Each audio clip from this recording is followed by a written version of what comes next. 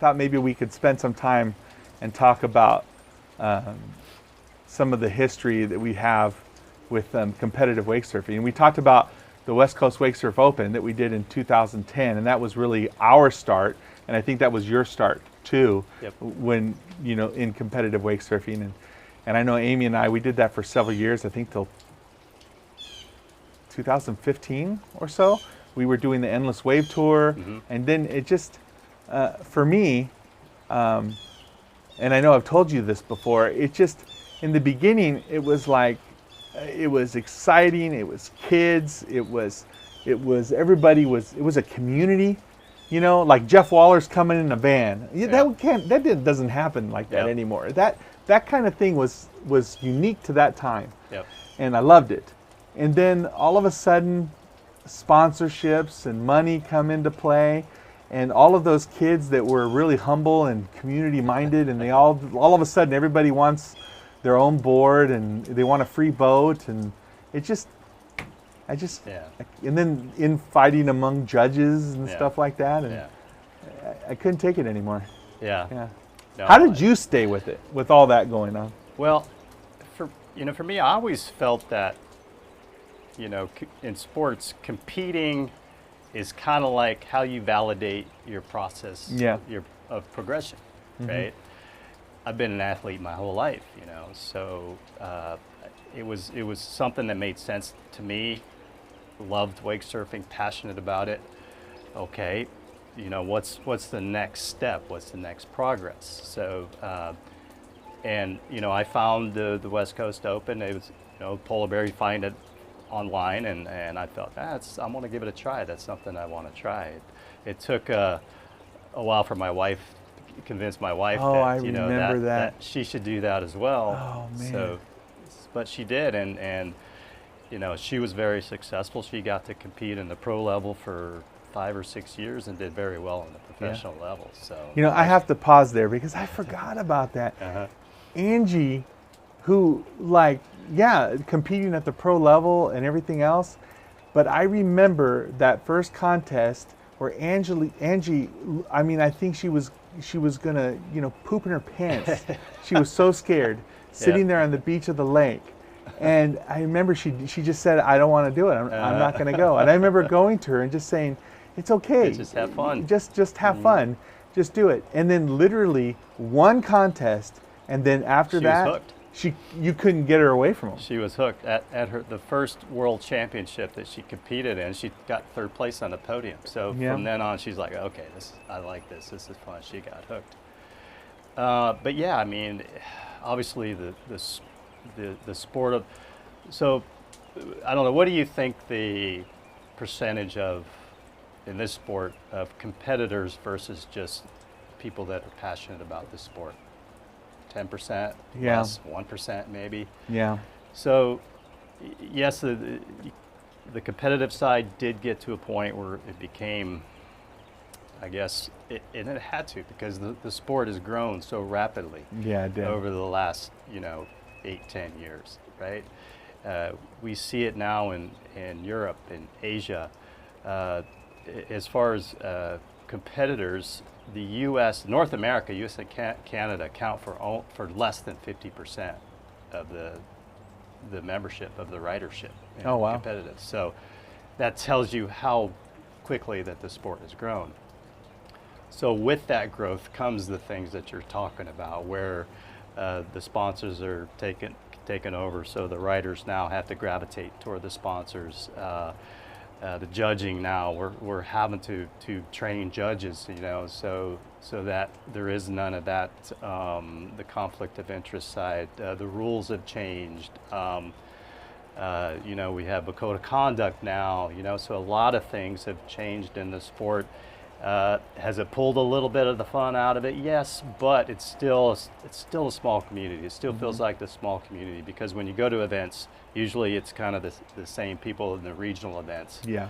And then when you start traveling overseas, it's kind of fun to meet new people, to see what's going on in different countries with the sport. And there's a lot of great people and great riders in those countries, and like I said, it's an experience, and it's a lot of fun to travel to different countries and do that.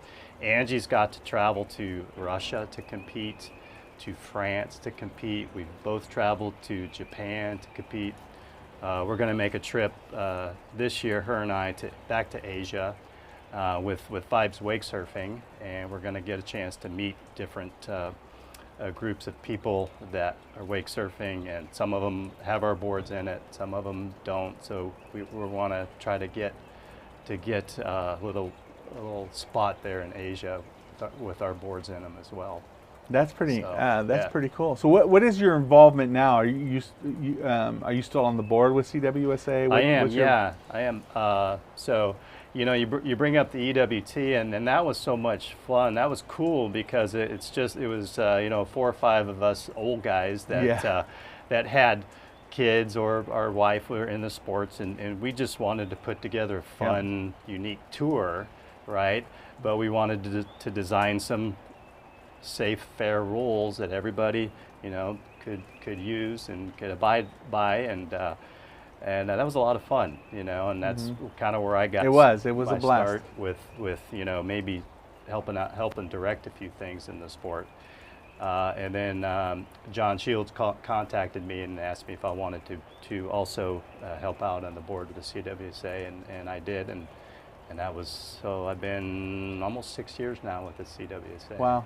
Just as a director, yeah. And I think the CWSA is on a good path. I really do. I think so. We're no longer going to be working with Centurion. We did not settle on a sponsorship with them going forward. So it's kind of like what you said in your podcast. It shouldn't matter what boat it is, right? No. And when you do it on the weekends, you go out there to be with your family, to have fun, to have a good time, and it shouldn't matter what boat you're on. And we kind of think that same way with the competitive side, right? It shouldn't matter what boat it is. Anybody, you should be able to go compete on any boat, right? And that really shows the sign of a good athlete, a good competitor that can adapt to any wave.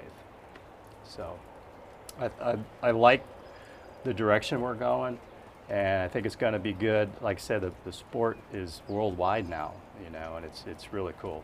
That's pretty neat. Yeah. So if you're not sponsored specifically by Centurion anymore, is it just that every event is kind of open to whatever boat, Yes, correct. Yeah. Yes.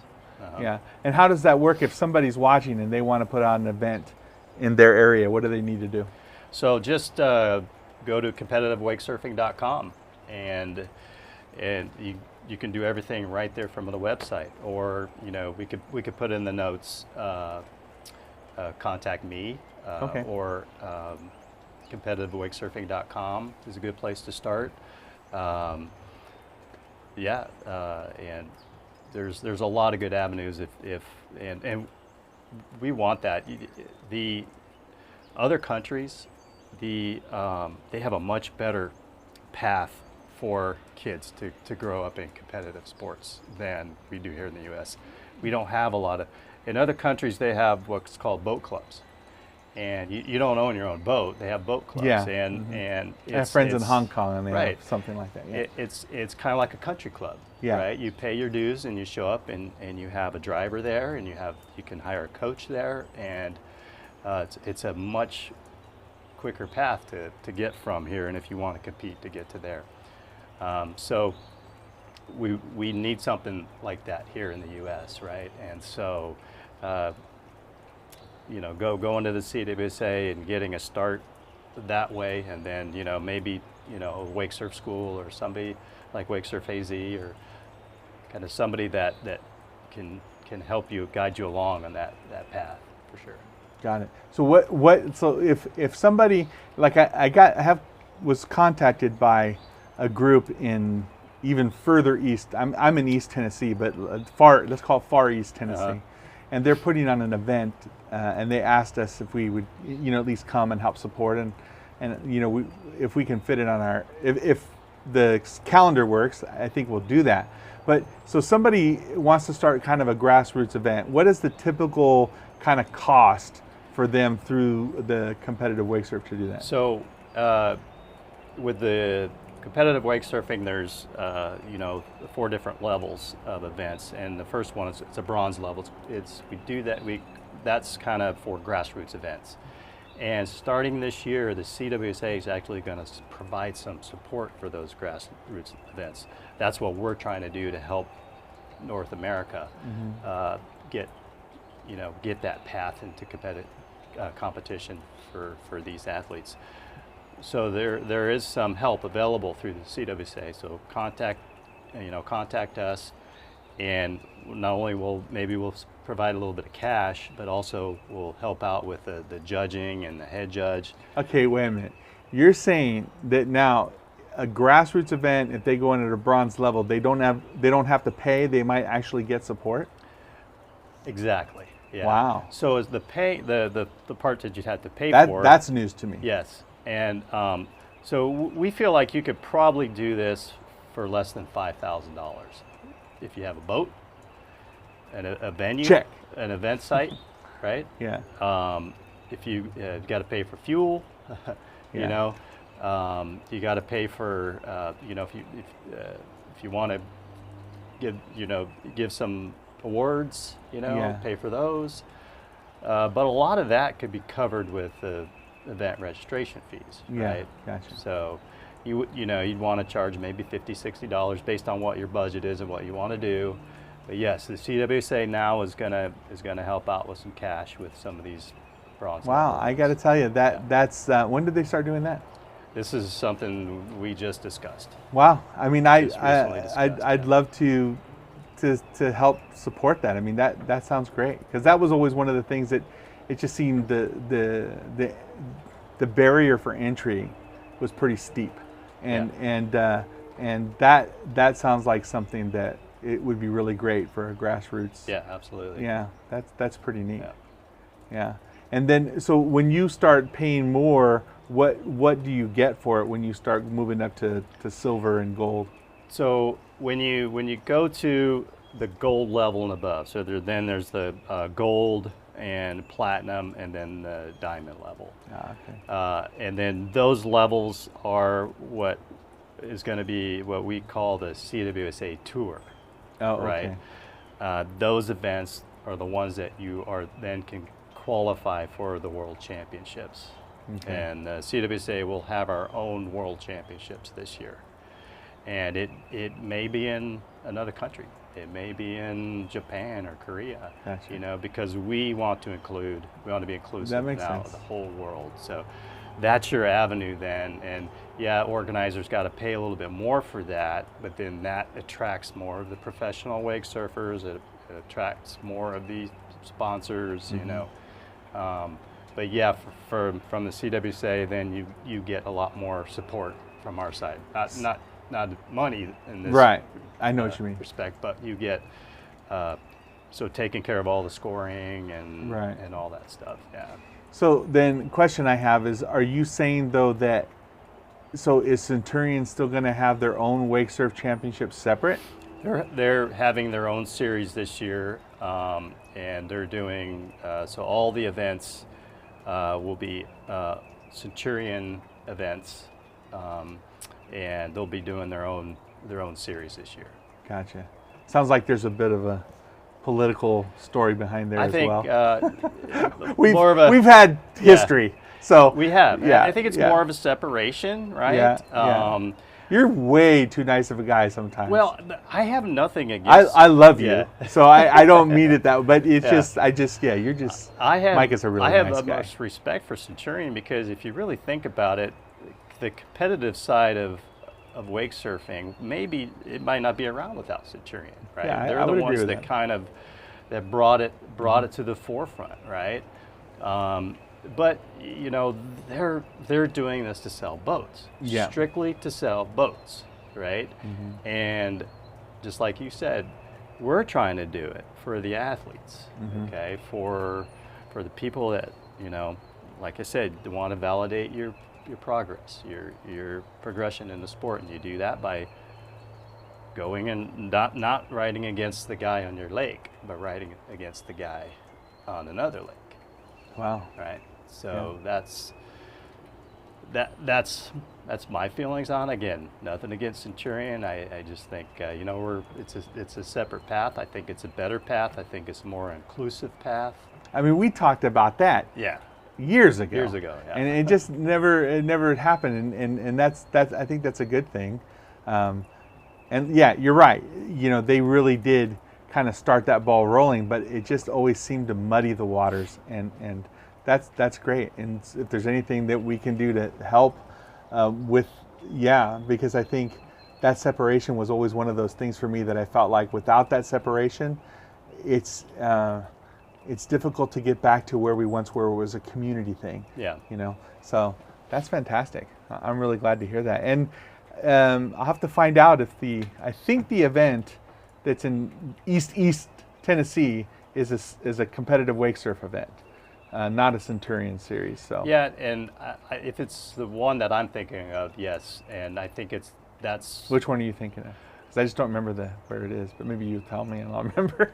I don't know who the organizer is, Yeah. but I know there's been talk of one in Tennessee. Yeah. And yes, there's going to be some help out there. So. Okay, so that's definitely from. Yeah, I definitely I'll reach out to them, and I'd like to help with that if we can, and maybe even bring our boat and help meet some people. That'll be fun. It'll be fun. Yeah. And I can't do the cross country driving like that anymore. No, man. can't. Oh man, you're older than I am, but I've just gotten to the point where, man, all that driving. I mean, I think I took a few years off the end of my life. I remember with going back and forth that we did. I mean, how many times did we go cross country with the boat? And great stuff. I mean, it was, and especially with like the kids, the age they were, and meeting all those people, it was fun. But well, now you can fly. You can help That's true. out. Just fly to the event sites. Yeah, that's true. Well, I'm going to start by seeing how I can help here in our local area, and then we'll go from That'd be there. great. Yeah.